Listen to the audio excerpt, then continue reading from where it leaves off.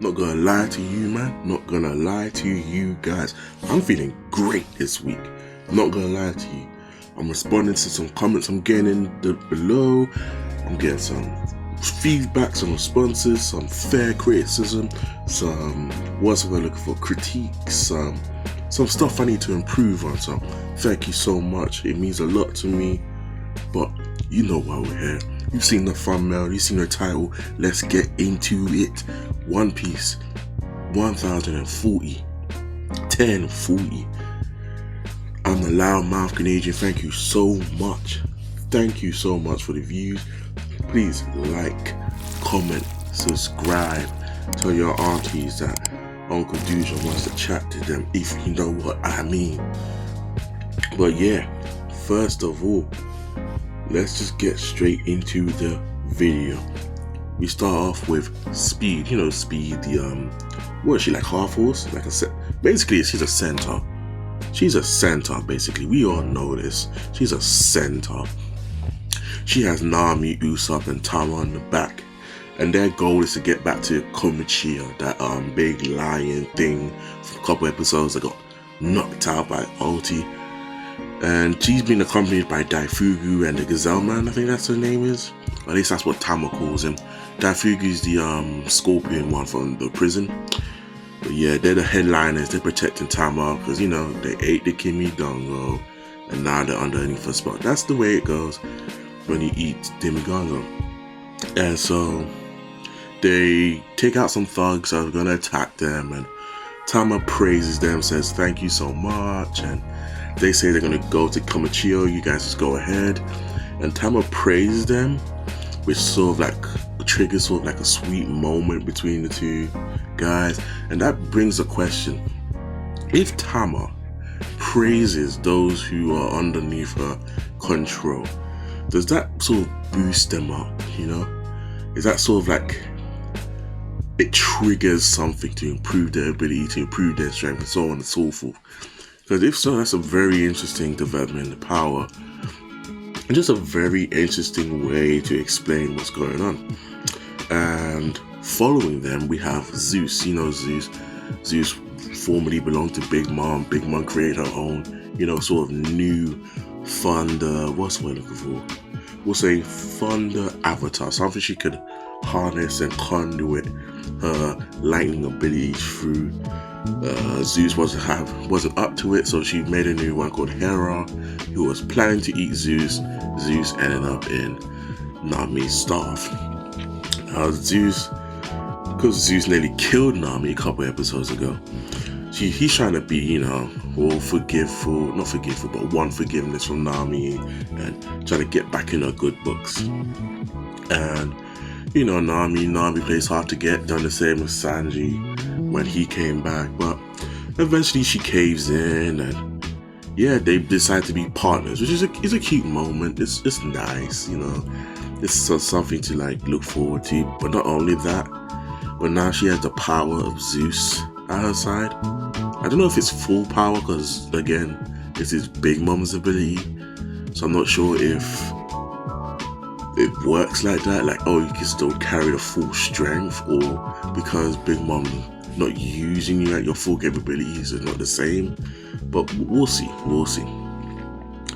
And so Zeus takes out some people, and they continue progressing through the lair. I'm not sure where they're aiming to go, because Daifugu and Gazelman just said they're going for Komichio, so I'm not sure where they're off to. I can't remember what happens in the manga, but we'll see. This is where we move over to the CP0. They're like the news correspondents, they're updating us with the numbers and figures about what's going on in Wano right now. And so they reveal that thanks to the headliners and gifters swapping sides, the numbers went down from 16k. No, the numbers now are 16k to Kaido, 9k to the Straw Hats, and the numbers are very close considering what they were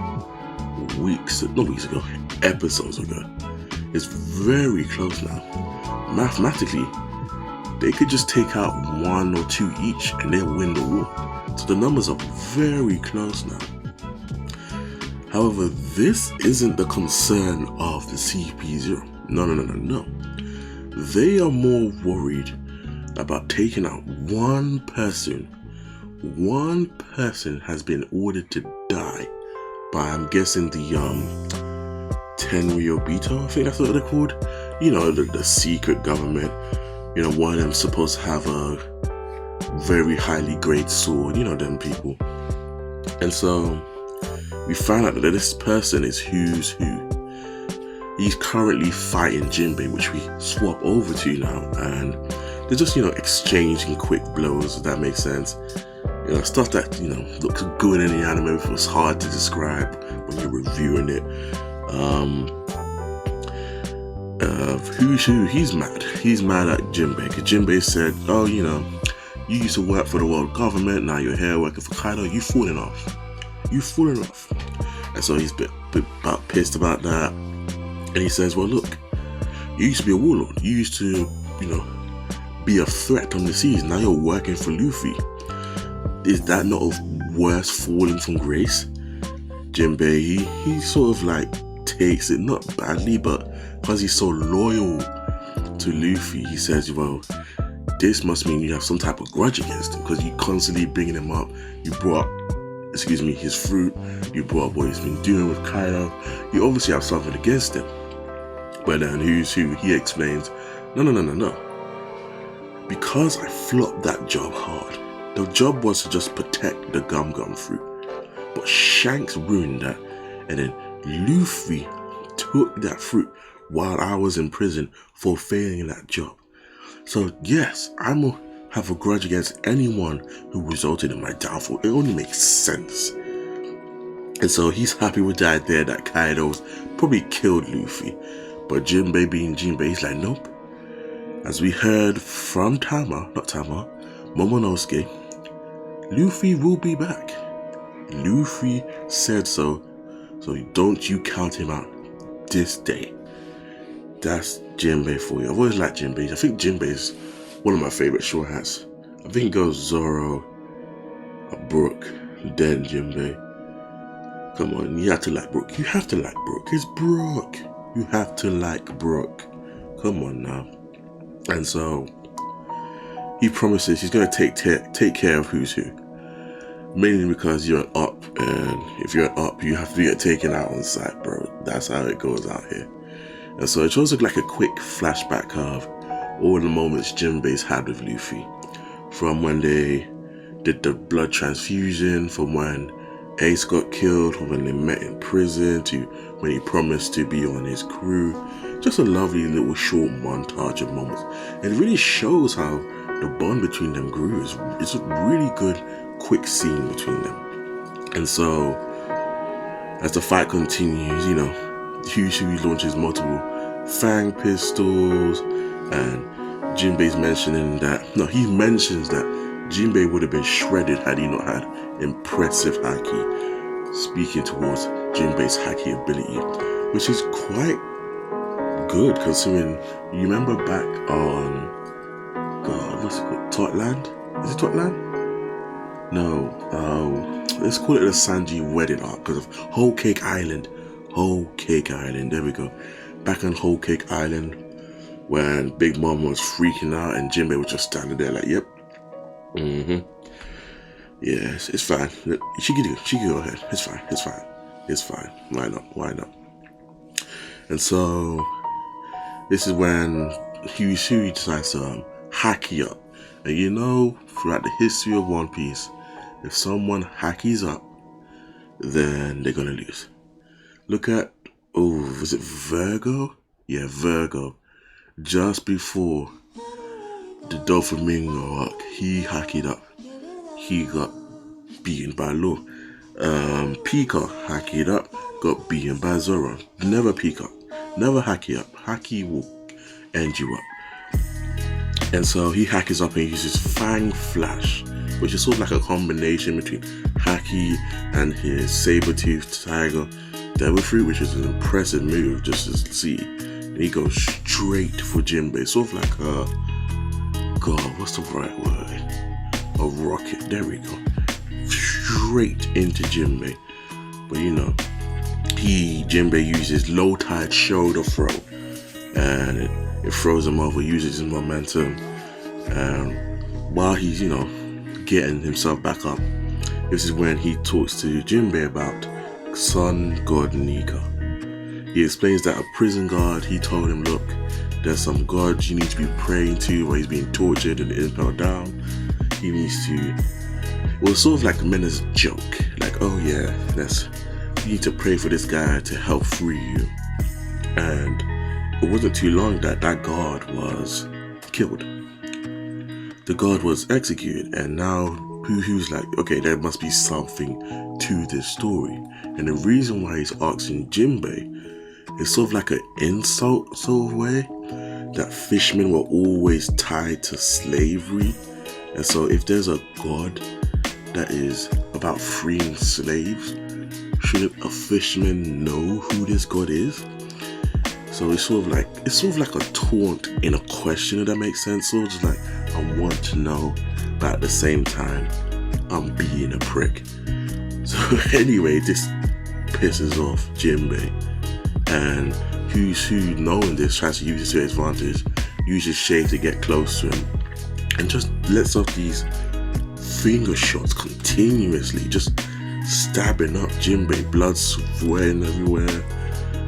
Jinbe's just standing firm, taking it like insect is biting on his skin, just taking it like nothing. And this is when Jinbe shows us why he's probably the third or fourth strongest on the crew. He breaks Who's finger just by strengthening his haki alone, just by doing that. And then he uses sharp grip to break his wrist and arms entirely. And he's like, whoa. Why are you so angry, bro? You don't need to be so angry. You know, if you ever get into a fight and you cause significant damage and the person's like, why are you so angry? It probably means he's done. Because you're the one that started this fight. Why are you then questioning why I'm angry with you? It's stupid, very stupid question. And this is where we see Jinbe use his full capabilities as a fisherman karate prodigy. He steps on Who's tail to keep it in place, and he uses secret fish karate art, Demon Brick Fist, which it doesn't even make contact, but it blows Who away like it was nothing. Just boom, straight into him, blows him away. He's there flying across the screen like he's Team Rocket blasting off again. And I love how on YouTube, on the Crunchyroll channel, the title of the clip is Jinbe breaks every bone in Who's Who. It's just a funny ass title, and that's where it ends. Who's out for the count, and this episode was mainly showcasing the loyalty of Jinbe, highlighting Who's strength, but ultimately showing why Jinbe is the helm of the Straw Hat crew, or helmsmen, sorry, and why he's a popular member amongst them.